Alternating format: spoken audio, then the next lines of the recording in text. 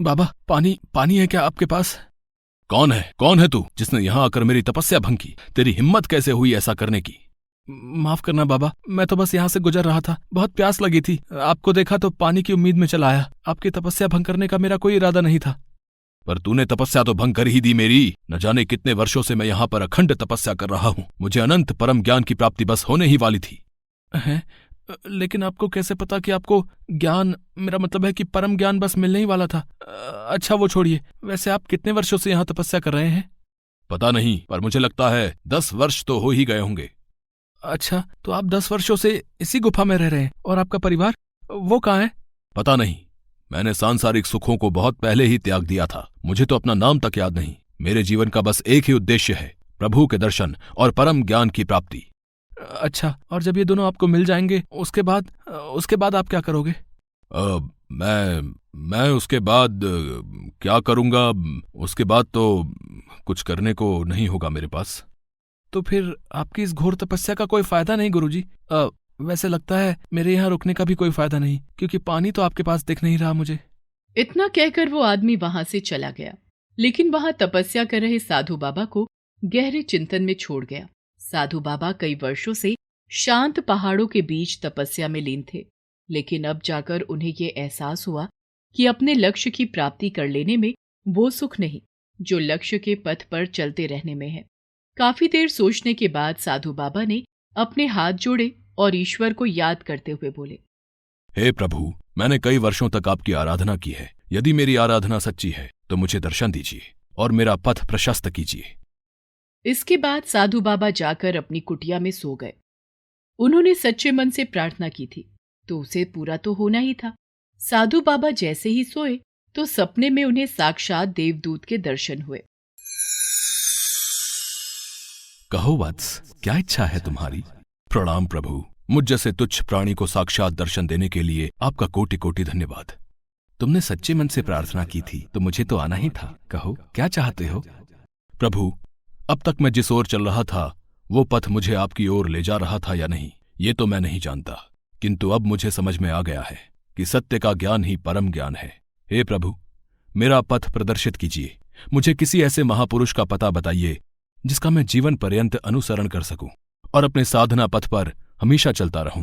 मुझे एक ऐसे उत्तम पुरुष से मिलना है जिसका जीवन एक आदर्श जीवन हो। तथास्तु, तुम्हारी ये इच्छा जरूर पूरी होगी वत्स। अगर वास्तव में तुम हमेशा सद्गुणी बनकर रहना चाहते हो तो एक आदर्श पुरुष है संसार में जिसका तुम्हें अनुकरण करना चाहिए। मुझे शीघ्र बताइए प्रभु, मैं उन महापुरुष से कैसे और कहाँ भेंट कर सकता हूँ? उस महापुरुष को तुम्हें स्वयं खोजना होगा। वास्तव में वो एक भिखारी है और लोगों द्वारा दिए गए भिक्षा दान से ही अपना गुजारा करता है। क्या प्रभु, एक भिखारी? क्या आपने यही कहा? हाँ, वो एक भिखारी ही है और सारा दिन सद्वचन जपते हुए इधर उधर भटकता रहता है। एक आदर्श जीवन के लिए तुम्हें उसी का अनुकरण करना चाहिए। देवदूत के ऐसा कहते ही साधु बाबा की नींद टूट गई, क्योंकि सपने में जो हुआ उसकी कल्पना साधु बाबा ने कभी नहीं की थी। ये कैसा स्वप्न था? एक भिखारी? इतने सालों की कठिन तप के बाद यही दिन देखना था मुझे कि एक भिखारी को खोजना पड़े और तो और उसका अनुकरण भी करूं मैं। लेकिन मुझे ये करना ही होगा, कुछ भी हो, पर मेरा ये स्वप्न निराधार नहीं हो सकता। इसके बाद साधु बाबा उस भिखारी की खोज में निकल पड़े जिसके बारे में देवदूत ने उन्हें सपने में बताया था। साधु बाबा एक तपस्वी थे, इसलिए उन्होंने न तो तपती धूप की परवाह की और न ही कड़कती सर्दी उनका मार्ग रोक सकी। कई गांव और कई जंगल भटकने के बाद आखिरकार उन्हें एक ऐसा व्यक्ति मिल ही गया जो उनके स्वप्न में बताई गई कल्पना के बिल्कुल अनुरूप था। भज मन नारायण नारायण नारायण, माता भिक्षाम देहि। ए सुनो, यहां आओ जरा। अरे गुरुजी, आप तो देखने में घोर तपस्वी लगते हैं। आपको मुझसे भला क्या काम? भिक्षा देना चाहते हैं क्या? अब नहीं, मुझे बस कुछ बात करनी है। मुझे ये बताओ कि तुम कौन हो, कहाँ रहते हो और ये भीख क्यों मांगते हो? गुरुजी, मेरा नाम भीखू है। मैं बहुत गरीब हूँ, इसलिए भीख मांगकर अपना पेट भरता हूँ। यहीं पास में जो बस्ती है वहीं पर रहता हूं। और परिवार में कौन है? कोई नहीं, मेरा इस संसार में कोई नहीं सिवाय मेरे ईश्वर के। उस भिखारी की बात सुनकर साधु बाबा सोच में पड़ गए, क्योंकि वो भिखारी ना तो देखने में असाधारण लग रहा था और ना ही बातचीत में। अच्छा ये बताओ, तुमने ऐसा कौन सा सत्कर्म किया है जिसके फलस्वरूप तुम्हारा जीवन एक आदर्श जीवन है? आदर्श जीवन? ये तो मैंने आपके ही मुख से सुना है गुरुजी। मैं तो एक भिखारी हूं। भिक्षा में जो भी रूखा सूखा मिलता है उसी से गुजारा चला लेता हूं। और हां, ना तो मैंने कोई सत्कर्म किया है और ना ही आपकी तरह मैं कोई तपस्वी हूं। तो आप ही बताइए, मेरा जीवन आदर्श जीवन कैसे हो सकता है? नहीं, मेरा स्वप्न गलत नहीं हो सकता। कुछ तो अर्थ है उसका। तुम फिर से सोचकर बताओ। तुमने अवश्य ही कोई ना कोई सत्कर्म तो किया ही होगा। नहीं गुरुजी, मुझे तो ऐसा कुछ भी याद नहीं। साधु बाबा को कुछ समझ नहीं आ रहा था। वो मन ही मन सोचने लगे, कहीं ऐसा तो नहीं कि जिस भिखारी की बात मेरे स्वप्न में कही गई थी ये वो है ही नहीं? ऐसा हो सकता है। अब मुझे आगे चलना चाहिए और अपनी खोज जारी रखनी चाहिए। साधु बाबा आगे बढ़ने लगे। तभी उनके मन में एक विचार आया। वो रुके और उस भिखारी से बोले, अच्छा ये बताओ, क्या तुम हमेशा से एक भिखारी ही थे क्या? जी नहीं, मैं हमेशा से भिखारी नहीं था। मैं तो एक किसान था। अच्छी खासी जमीन थी मेरे पास, जिस पर खेती करके मैं बहुत अच्छे से अपना गुजारा कर रहा था।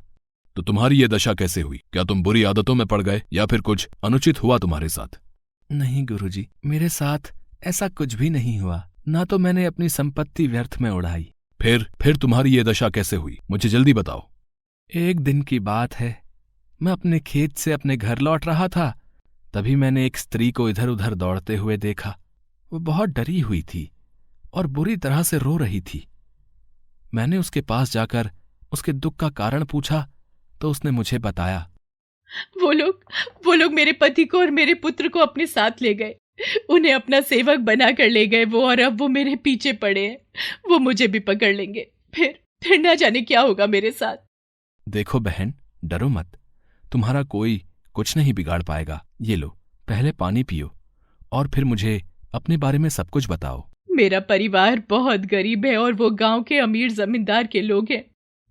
जमींदार से लिया हुआ कर्ज नहीं चुका सके तो जमींदार के आदमियों ने मेरे पति और मेरे पुत्र को जबरदस्ती बंधक बना लिया और अपने साथ ले गए। वो लोग मुझे भी पकड़ना चाहते थे, पर मैं भाग आई। लेकिन मुझे पता है मैं उन लोगों से बच नहीं पाऊंगी। आज नहीं तो कल वो मुझे पकड़ ही लेंगे। अब मैं क्या करूं? कहाँ जाऊं मैं? यहाँ कोई मेरी मदद नहीं करेगा। इसलिए मैं खुद को। नहीं, ऐसा कुछ करने के बारे में सोचना भी मत। जीवन तो ईश्वर का दिया हुआ अनमोल उपहार है बहन। परिस्थितियों से डरकर कभी भी इसकी उपेक्षा नहीं करना। मैंने उस स्त्री की मदद की। अपनी सारी संपत्ति देकर मैंने उसका कर्ज चुका दिया, जिससे उसके पति और पुत्र छोड़ दिए गए। और इसके बाद उस स्त्री पर भी किसी ने बुरी नजर नहीं डाली। वो अपने परिवार के साथ बहुत खुश है अब। बस गुरुजी, इतनी सी है मेरी कहानी। उस स्त्री की मदद करके तुम स्वयं दरिद्र हो गए। अब भीख मांगकर गुजारा कर रहे हो। तुम्हें बुरा नहीं लगता या कभी अपने किए पर अफसोस नहीं होता? नहीं गुरुजी, बिल्कुल भी नहीं। ईश्वर ने पहले से ही सब तय किया हुआ है। सत्य तो यह है कि जो चला गया वो कभी मेरा था ही नहीं। मैं जैसा हूं बहुत खुश हूं। सारा दिन ईश्वर का नाम जपता हूं। लोग खुश होकर मेरा पेट भर देते हैं। और क्या चाहिए? एक अच्छे जीवन के लिए आप ही बताइए। साधु बाबा उस भिखारी को कुछ न कह सके, क्योंकि उन्हें यथार्थ का ज्ञान हो चुका था। वो तुरंत ही उस भिखारी के पैरों में गिर गए और रोते हुए बोले, वास्तव में सत्य है कि आप ही वो आदर्श पुरुष हैं जिनकी मुझे तलाश थी। आप ही हो जिनका सभी को अनुकरण करना चाहिए। मैं तो बस नाम का साधु हूं। वास्तव में आप ही हैं जिनके पास परम ज्ञान है, और इसीलिए अब से मैं आपकी शरण में ही रहना चाहता हूं।